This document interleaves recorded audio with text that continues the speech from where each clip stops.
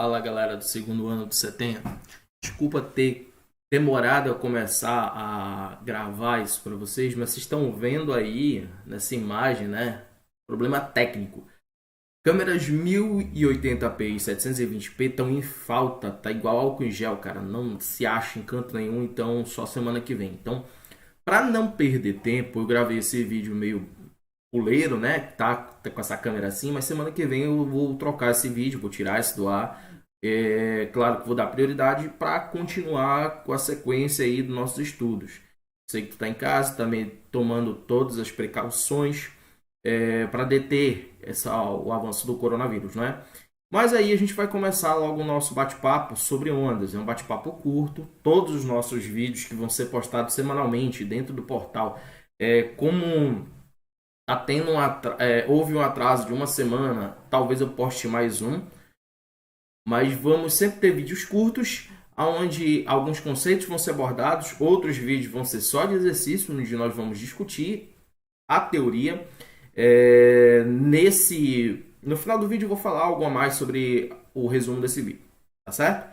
Então vamos lá começar a bater um papo sobre as ondas, né? A teoria ondulatória que foi proposta por Christian Huygens, que era contemporâneo de Isaac Newton, e ele era um excelente físico, astrônomo e principalmente ele era urologista. Não é o urologista, presta bem atenção. O urologista ele trabalha com as relações de tempo. Então você tem aqui esses estudos com o movimento harmônico e os fluxos temporais. Então isso daí fez com que ele observasse essa natureza oscilatória. Se eu jogar uma pedra num lago, o lago ele é uma superfície que ela vai estar em equilíbrio, provoca um desequilíbrio, e aí esse desequilíbrio obviamente ele se propaga. E ele propaga o que consigo? Ele propaga energia através de perturbações elásticas. Claro, se a onda for se propagar por um meio material, ou se eu conseguir, eu posso fazer perturbações em campos elétricos e magnéticos alternados. Por consequência matemática, eu percebo que se eu propago energia, junto com energia, eu tenho quantidade de movimento. Energia é igual ao momento linear ao quadrado dividido por 2 vezes o valor da massa. Então isso aí é uma dedução matemática com que toda vez que você tem a energia envolvida, há a possibilidade de você ter quantidade de movimento também envolvida. Essa onda, vale lembrar, ela não desloca a matéria. Então se cair uma bola, por exemplo, no meio de uma piscina, e a pessoa tentar fazer onda para a bola andar, isso é inútil. A onda ela não desloca partículas, ela não desloca matéria. Ela desloca a energia e junto com a energia, obviamente, vai a quantidade de movimento. No caso da onda eletromagnética, também existe a mecânica também, né? Existe o estudo da informação, a teoria da informação.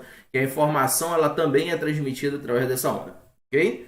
Então, não te esquece aí do conceito fundamental de onda. Tudo bem? O que que o Enem ele exige que tu tenha como habilidade? Que tu caracterize conforme está no texto que está no portal. Tudo bem? Acessa lá o portal. Você vai ter um texto sobre ondas. Você vai ter um exercíciozinho sobre ondas. Você vai ter um link para você fazer esse exercício online. Esse link também vai estar na descrição do vídeo. Certo? Então vamos lá. Para entender um pouco mais, nós temos que também falar sobre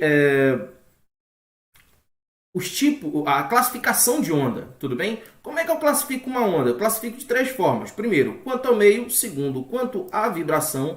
E terceiro, quanto à propagação. Vamos por parte. Quanto ao meio. O meio ele pode ser um meio material e essa onda ela pode ter a dependência desse meio material para se propagar. Ou essa onda pode não ter dependência nenhuma do meio material. Quando a onda precisa de um meio material para se propagar, nós chamamos isso de onda mecânica. Quando ela não precisa de meio material, ela se utiliza de campos elétricos e magnéticos e por algumas propriedades que só são estudadas no ensino superior, essa onda ela consegue se propagar. Então essas ondas são chamadas de eletromagnéticas. No ensino médio, tu tem um foco maior nas ondas mecânicas, em um estudo posterior que nós vamos chamar de acústica. Na ótica, nós analisamos o caráter geométrico das ondas eletromagnéticas, mas não aprofundamos por falta de aparato matemático. Tudo bem? Então, essa primeira classificação, você observa A onda precisa da matéria para se propagar? Ela é mecânica. Se não precisa, é eletromagnética. O clássico exemplo de onda mecânica é o som. O clássico exemplo de onda eletromagnética é a luz. Digamos, e quando falamos de luz, nós falamos do espectro visível, que vai cerca de 300 a 900 nanômetros, e as outras áreas do espectro também podem ser chamadas de luz, mas não visíveis. Tudo bem? A segunda classificação é quanto à propagação, ok? Vamos lembrar que propagar é a velocidade, está ligado à velocidade. Então, vou usar o exemplo aqui do coronavírus. Né? O que faz o coronavírus propagar são as pessoas. Ele não tem meio de se locomover se não for a partir de pessoas. Se eu freio o fluxo de pessoas, eu freio também a propagação do vírus. Para onde essas pessoas vão, elas levam consigo o vírus na velocidade em que elas estiverem. Tudo bem? Então a onda não é diferente. Eu tenho o epicentro da onda e essa onda, a partir dali, ela toma várias direções. Tudo bem? Só que essas direções, elas podem acontecer em uma dimensão.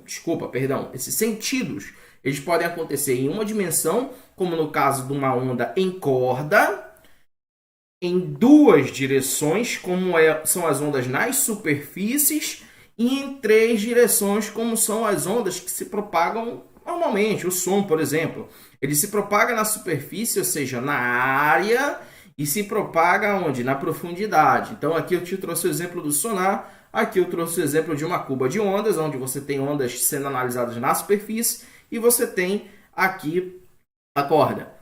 Fábio, como é que eu sei se a onda é uni-, ou tridimensional? Eu olho para o meio. O meio, se ele tem uma dimensão, a onda é unidimensional. Duas, como uma superfície, são duas dimensões. Três, então você tem um volume. Quantas dimensões tiver o meio, determina a quantidade de dimensões que a onda vai se propagar. Ela se propaga em quantas dimensões o meio permitir que ela se propague.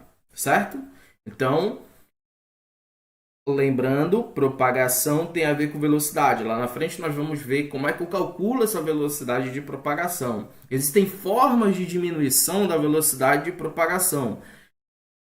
Jogando para o vírus, que nós falamos também esse mesmo termo, propagação, a forma de deter é tirando o meio propagador, ou seja, mexendo com o meio propagador. Por isso a importância do isolamento social, de você não estar próximo de outras pessoas que vão a outros lugares, que têm contato com outras pessoas e que possam, assim, fazer com que o vírus tenha mais hospedeiros e possa se multiplicar mais, certo? A última forma de classificar uma onda é quanto à vibração. Vibrar é repetir um tipo de movimento. Então, eu vou te dar um exemplo aqui na corda. Se eu sacudir, eu vou sacudir para cima e para baixo. Mas a onda ela se propaga na horizontal. E aí, o que acontece? A vibração ela é perpendicular à propagação. Nesse caso aqui, nós temos uma onda chamada transversal. Quando tu tens uma mola presa a uma parede, por exemplo aqui, você sacode essa mola e aí o que vai acontecer? Essa onda ela vibra e ela propaga na mesma direção. Essa onda eu chamo ela de longitudinal. E existe um caso muito particular dos sólidos em que você tem a onda mista. O que é uma onda mista? É quando no meio eu percebo tanto comportamento de onda mecânica comportamento de onda longitudinal e comportamento de onda transversal. Eu não consigo separar. Então, lá na sismologia, nós temos classificações de dois tipos de onda. Tudo bem? Existe a onda Love, a onda Rayleigh, mas a gente chama geralmente isso de onda primária e onda secundária. A onda primária geralmente é uma onda longitudinal, ela não causa tanto estrago.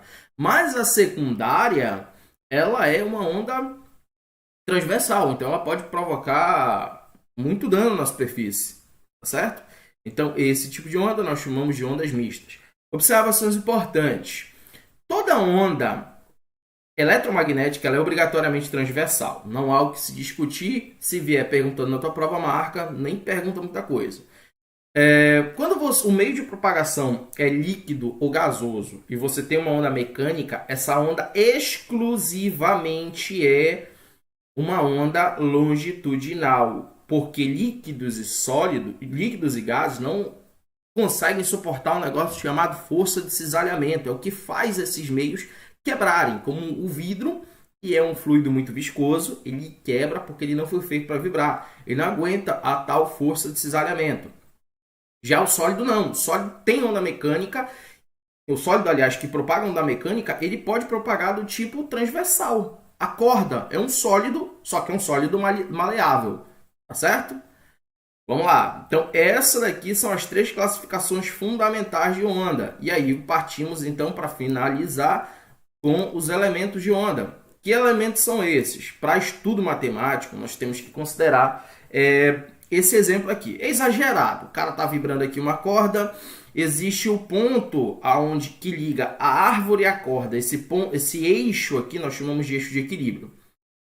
A parte superior, que teoricamente teria a maior quantidade de energia potencial, você tem aí o que chamamos de crista de onda. A parte inferior nós chamamos de vale, teria o que? Uma menor energia potencial. A distância entre a crista e o eixo de equilíbrio e o vale ao eixo de equilíbrio, nós chamamos isso de amplitude. A distância entre duas cristas, dois vales, ou a distância intermitente entre o começo de uma crista e o fim de um vale, nós chamamos isso de crista. Desculpa, de comprimento de onda. Esse comprimento, ele marca o quanto mede uma onda completa. Uma onda, ela é um evento periódico, ela é um evento que se repete. Ou seja, eu não preciso estudar a onda toda, basta estudar um pequeno pedaço dela. E aqui, olha, eu destaquei nesse quadrado o que a gente chama de fase. Existe a fase crista, a fase de amplitude positiva e a fase de amplitude negativa. Por que eu destaquei? Por que isso é importante? O próximo vídeo eu vou falar sobre reflexão e refração, ok? Mas no outro eu já vou falar sobre os outros fenômenos. Então, o terceiro vídeo que eu vou falar sobre difração, interferência, ressonância, vai ser um vídeo um pouquinho mais longo. Ali você vai ver que existem fenômenos que eu preciso ter ideia de fase. Na reflexão eu preciso ter ideia de fase, tudo bem? E por consequência matemática, também tem que, se a onda ela tem uma propagação, ela tem uma velocidade de propagação, que pode ser obtida através do produto entre o seu comprimento e a frequência. Lembrando que o comprimento tem que sempre estar em metro e a frequência tem que estar em hertz para poder a velocidade dar em metro por segundo.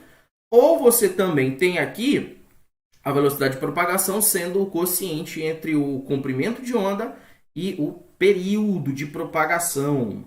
Tudo bem? Período em segundo, não te esquece disso, tá certo? Então, a gente finaliza aí com essa primeira parte do estudo de ondas, onde você tem a classificação, você precisa aí aprender a caracterizar e tem que testar, né? Então, resolve aí o exercício do link. Dúvidas, pode utilizar as redes sociais ou o grupo que a Renê criou. Você pode ir lá, procura lá, vai me achar, pode tirar a tua dúvida, bate foto, manda. E não fica com dúvida, cara. A única coisa que tem que fazer é ficar em casa, tudo bem? Então, próximo vídeo aí a gente já vai estar falando de fenômenos ondulatórios, tá? Beleza?